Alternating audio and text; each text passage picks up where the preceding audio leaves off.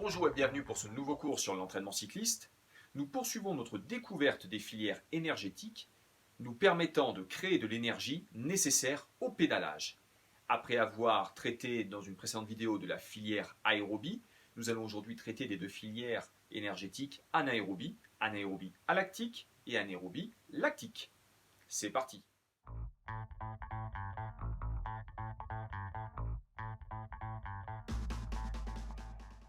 Nous venons de l'aborder, le fonctionnement énergétique aérobie est majoritaire dans la vie quotidienne, dans la fourniture d'ATP, d'adénosine triphosphate.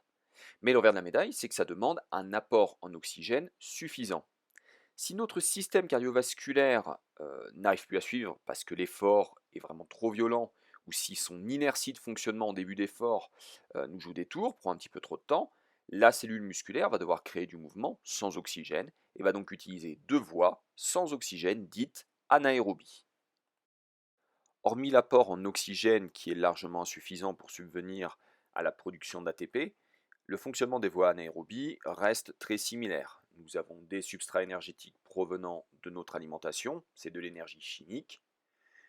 Nous devons produire de l'ATP, entretenir les niveaux d'ATP pour que les cellules musculaires, les têtes de myosine puissent se tracter sur l'actine.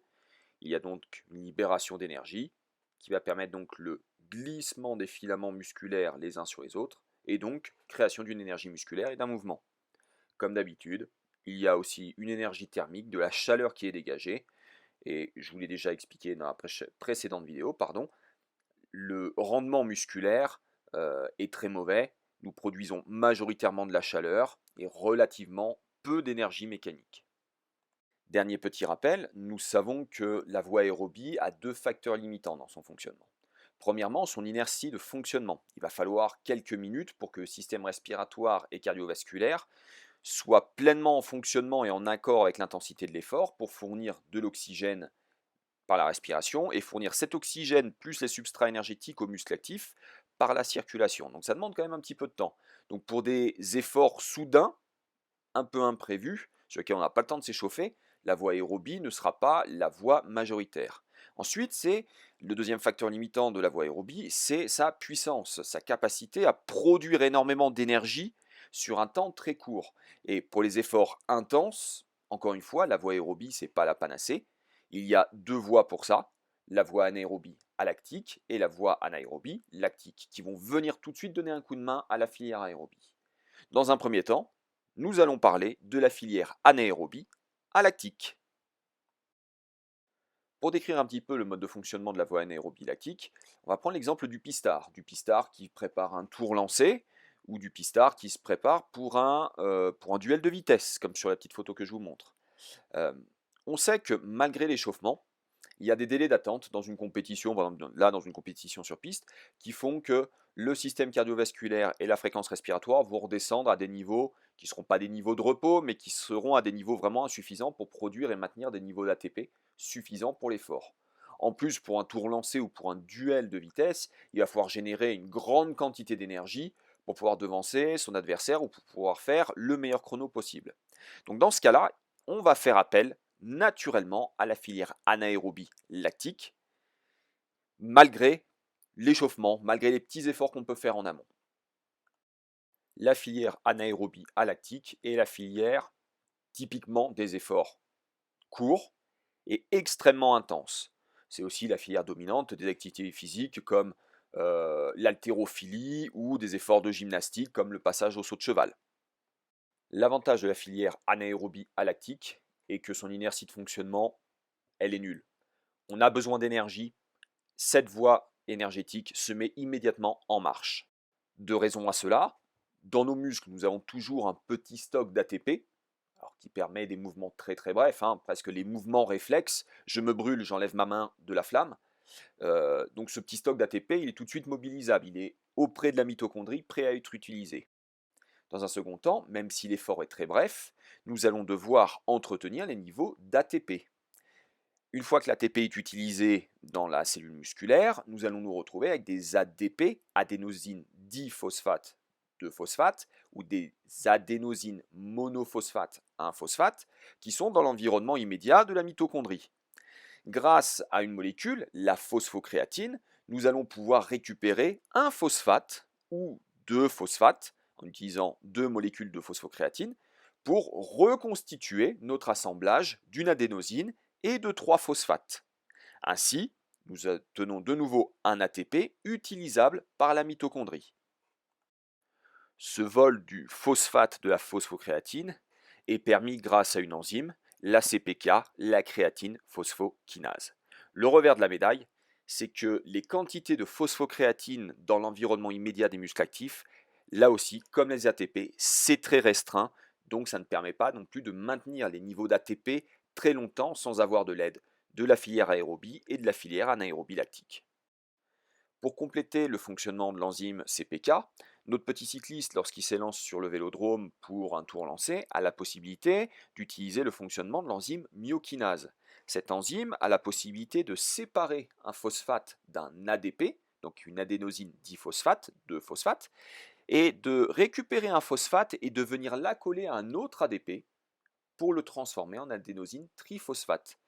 Comme vous le voyez sur l'équation bilan que je vous ai mis, 2 ADP plus de la myokinase va nous donner un ATP et un AMP, adénosine monophosphate. C'est l'adénosine monophosphate qui s'est fait voler son petit phosphate pour l'accoler à un autre ADP.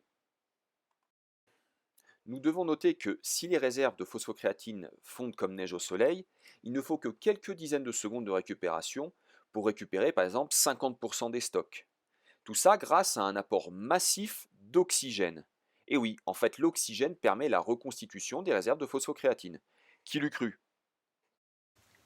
C'est la raison pour laquelle, même si on souhaite se spécialiser dans une discipline de vitesse du cyclisme, on ne peut pas oublier que le développement aérobie a une importance cruciale dans nos capacités de récupération, notamment dans la restructuration des réserves de phosphocréatine.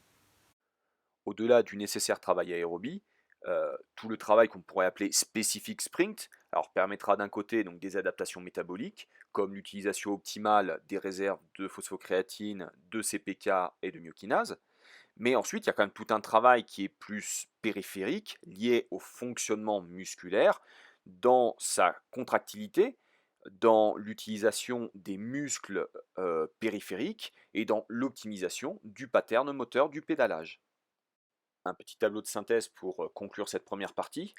La capacité, c'est-à-dire la taille du réservoir de la filière anaérobie à lactique est très faible, environ 10 secondes. Par contre, une puissance, une capacité à produire beaucoup d'ATP, donc générer beaucoup de force, très importante. Le délai d'intervention, il est immédiat. Il n'y a pas de longue série de réactions chimiques, il n'y a pas de transport d'oxygène. Tout se fait avec les moyens du bord. Les délais de récupération sont malgré tout assez rapides et plus on est entraîné, plus on est en capacité de restructurer rapidement les taux d'enzymes et les taux de phosphocréatine. Donc ça va rejoindre tous les efforts immédiats, soudains, très intenses. Dans cette seconde partie du cours, on va parler du soi-disant côté obscur de la force de la bioénergétique, la filière anaérobie lactique. Nous avons toujours notre problématique de maintien des taux d'ATP, d'adénosine triphosphate, dans nos cellules musculaires, sinon pas de mouvement. On vient de voir que pour la filière anaérobie lactique, les taux de phosphocréatine et les taux enzymatiques, ils ne sont pas infinis. Donc, de quelle manière on va pouvoir compléter le travail aérobie et aider au fonctionnement anaérobie lactique? Eh bien, tout simplement en mettant en route ce qu'on appelle la glycolyse anaérobie. Alors, je vous parlais de côté obscur de la force de la bioénergétique parce que très souvent, c'est une filière qui a été un petit peu ou méconnue, ou mal expliquée, ou vraiment caricaturée, avec la production d'acide lactique. Comme quoi la production d'acide lactique crée des crampes, des courbatures. Le lactique, c'est pas bon, ou ça pique. Ça va faire plaisir à certains, on va essayer de remettre un petit peu l'église au centre du village. Avant même de vraiment parler du fonctionnement chimique, de la manière dont on utilise le glucose pour recréer de l'ATP, on va expliquer deux, trois bricoles liées au lactate et aux ions H+. Donc déjà, on ne produit pas d'acide lactique, on produit des ions H+, et dans un second temps, on peut produire des lactates. Ces composés ne créent pas de dégradation musculaire. Si on a des courbatures, si on a des crampes, c'est autre chose. Si on a des courbatures, c'est parce que, en règle générale, lorsqu'on utilise pleinement la voie anaérobie lactique, c'est qu'on fait des efforts quand même assez intenses, qui sont corrosifs, mais du point de vue mécanique pour la fibre musculaire, c'est autre chose. Et dernier point, les ions H+, mais surtout les lactates, ce ne sont pas des déchets, ou du moins ce sont des déchets, mais des déchets qui sont recyclables. On va pouvoir reproduire de l'énergie à partir des lactates. On parle de néoglucogénèse. Les ions H+, à qui on colle aussi une image très négative, faut quand même garder en tête aussi qu'on en a besoin. On en a besoin parce qu'ils interviennent via le processus de redox dans une grande partie des réactions chimiques de la glycolyse anaérobie. Grâce à eux, on peut maintenir les niveaux d'ATP à l'effort. Donc on entend communément que la présence de lactate ou d'ion H+ est néfaste pour la performance, alors qu'on est dans une démarche diamétralement opposée, ce sont des déchets valorisables, et par exemple la présence massive de lactate dans l'organisme à l'issue d'un effort intense, c'est le témoin du bon fonctionnement de cette filière. Alors on va rentrer dans le côté un petit peu plus chimique du fonctionnement anaérobie lactique. Alors bien sûr je ne vais pas rentrer plus dans les détails, par une vidéo comme ça c'est un peu complexe, mais nous avons notre équation de bilan avec du G6P, c'est-à-dire du glucose, deux ATP qui eux ne demandent qu'à récupérer deux phosphates pour se transformer en ATP, et deux NAD. Est-ce que vous vous en souvenez? Je vous en ai parlé lors du dernier cours. Ce sont les nicotinamides, adénine, dénucléotides. Vous casez ça au Scrabble, mot contre triple, vous avez tué le game. Tout simplement, ces NAD, ils viennent d'où? Eh bien, du cycle de Krebs. Ce sont des composés issus de la filière aérobie. Encore une fois, interdépendance entre les filières aérobie et anaérobie. Lorsqu'on mélange tout ça, eh bien enfin on obtient des ATP, c'est le but du jeu. On obtient de l'eau, des pyruvates, et comme je vous l'ai expliqué, on obtient des ions H+, qui peuvent être réutilisés par le phénomène de redox, potentiellement des lactates si on a trop d'ions H+, mais ces lactates vont être réutilisés dans le foie, dans le processus de néoglucogénèse. Une fois que nous avons obtenu nos ATP, eh bien, nous revenons à un fonctionnement qui est parfaitement connu, dont nous avons parlé l'autre jour. Notre ATP est utilisé dans la mitochondrie, se fait déscratcher un phosphate, et en libérant ce phosphate, nous avons une libération d'énergie utilisable par les têtes de myosine pour se tracter sur l'actine. Nous allons revenir à notre petit tableau de synthèse, mais cette fois-ci pour la voie anaérobie lactique. La capacité du réservoir anaérobie lactique est relativement faible. Plus on va avancer, plus la filière aérobie va venir filer un coup de main. La puissance est importante, ce sont quand même des efforts importants, et là je vous ai mis 2-3 vignettes en dessous. Pour le cycliste, c'est la prise de relais pour chasser sur des échappées, c'est l'attaque dans une bosse, si vous vous souvenez, comme l'attaque d'Alaphilippe et Pinot lors d'une des étapes du Tour de France l'été dernier, c'est faire un long relais sur une poursuite par équipe. Ça, c'est la filière anaérobie lactique. Le délai d'intervention, l'inertie de la filière anaérobie lactique, c'est très court. On peut imaginer que sous une trentaine de secondes, la majeure partie de l'ATP nécessaire au fonctionnement musculaire est créée par cette filière anaérobie lactique. Plus on va avancer dans le temps, plus la voie aérobie va prendre de l'importance et va venir filer un coup de main à l'anaérobie lactique. La durée de récupération est assez rapide, mais variable selon le degré d'entraînement et la propension à faire des efforts de type lactique, parce que c'est une spécialité, on le répète régulièrement, mais aussi selon le type de récupération. Est-ce que je fais une récupération active sur laquelle je maintiens une circulation sanguine assez importante pour ramener du glucose à destination des muscles actifs, mais aussi faire s'échapper des lactates à destination du foie pour qu'ils soient recyclés? Est-ce que je fais une récupération, pardon, est-ce que je fais une récupération passive simple? Est-ce que je fais une récupération passive avec une contrainte, comme ça peut se faire dans l'entraînement pour le cyclisme sur piste? Par exemple, on peut demander au cycliste de descendre de son vélo et de se maintenir accroupi pour créer une sorte de garrot, limiter la circulation sanguine et donc limiter et l'apport de glucose et l'évacuation des déchets recyclables. Tout ça voilà, génère une certaine variation dans les délais de récupération. Typiquement, l'effort anaérobie lactique, ça pourrait être sur vélodrome, la discipline de la poursuite par équipe. Je prends un relais de 2 tours et je reviens me placer dans la roue de mes équipiers. Mais malgré tout, je n'ai pas le droit de m'endormir parce que ça roule très vite. Donc c'est quand même un effort intense. Sur route, ça pourrait être les efforts de type prise de relais bien appuyée en tête de peloton, ou par exemple on pourrait se souvenir de l'attaque de Julien Alaphilippe et Thibaut Pinot l'année dernière sur l'étape, je crois c'est Mâcon-Saint-Étienne, lorsqu'ils attaquent dans la côte de la Jaillère, ils arrivent à faire la différence avec le reste du paquet, avec un gros fonctionnement, une grosse génération d'énergie via la filière anaérobie lactique.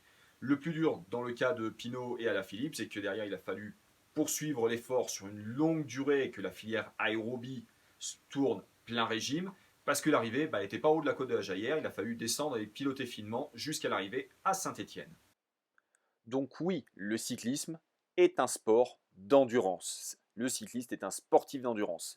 Mais parce que nous sommes sur des parcours qui ne sont jamais rectilignes, qui sont ouverts aux quatre vents, parce que nous réagissons à des attaques, nous réagissons à des dynamiques de peloton, nous devons avoir un fonctionnement énergétique équilibré qui ne peut être uniquement basé sur la filière aérobie. Dans tous les cas, notre organisme ne fonctionne pas uniquement sur la filière aérobie. À partir du moment où il faut générer un petit peu plus de puissance sur le pédalage, nos deux filières anaérobie viennent donner un petit coup de main. Il suffit que ce soit une relance en sortie de virage, il suffit qu'on soit obligé de passer un pont d'autoroute, il suffit que ce soit une attaque, ces filières se mettent naturellement en marche pour répondre aux besoins énergétiques de notre musculature. Je vous remercie d'avoir suivi ce cours. Si vous souhaitez participer financièrement à la réalisation de ces cours, je vous donne juste après mon indicatif PayPal. Vous pouvez faire un don 2 euros, 5 euros, 10 euros. Je vous en remercie par avance. Pensez à vous abonner à la chaîne Azure Performance pour recevoir les notifications qui vous annoncent les mises en ligne des nouvelles vidéos. Et si vous souhaitez poser des questions, vous les posez juste en dessous. J'essaierai d'y répondre. Passez une bonne fin de journée. Ciao à tous!